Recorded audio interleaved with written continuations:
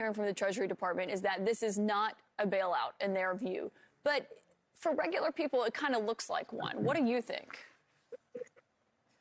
Well, the term bailout is obviously a loaded one, and it's in the eye of the beholder.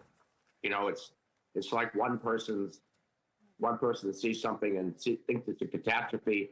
Another person sees the same thing and thinks it's a small accident.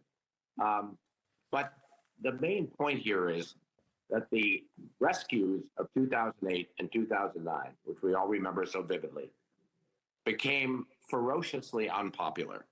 I mean, one of the most unpopular things that the federal government has done in 50 or 100 years.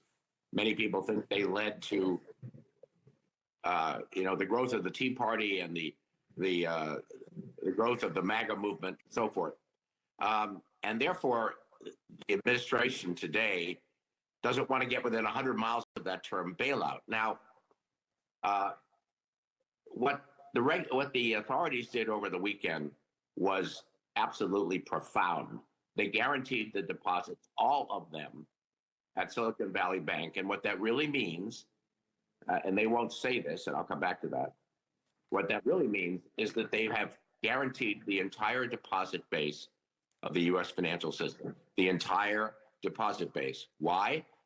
Because you can't guarantee all the deposits at Silicon Valley Bank and then the next day say to depositors, say at First Republic, sorry, yours aren't guaranteed. Of course they are. And so this is a breathtaking step, which effectively nationalizes or federalizes the deposit base of the U.S. financial system. Now, you can call it a bailout, you can call it something else, but it's really absolutely profound. Now, the authorities, including the White House, are not going to say that because what I just said, of course, implies that they've just nationalized the banking system. And technically speaking, they haven't, but in a broad sense, they're verging on that.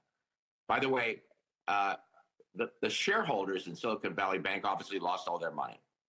And therefore, if you're a shareholder at First Republic or some of the other banks that you showed on your screen a few minutes ago, you're concerned because you saw that in Silicon Valley Bank, the shareholders were wiped out. But the depositors at those institutions have nothing to worry about because they've just been guaranteed. That is a remarkable statement to hear you say that you believe the U.S. banking system has been nationalized because of this. Well, I didn't say it has been nationalized. I said they're verging on that because they've guaranteed the entire deposit base. Usually the term nationalization means that the government takes over the institution and runs it, and the government owns it.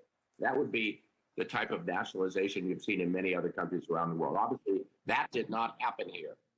But when you guarantee the entire deposit base, you have put the federal government and the taxpayer in a much different place in terms of protection than we were in a week ago.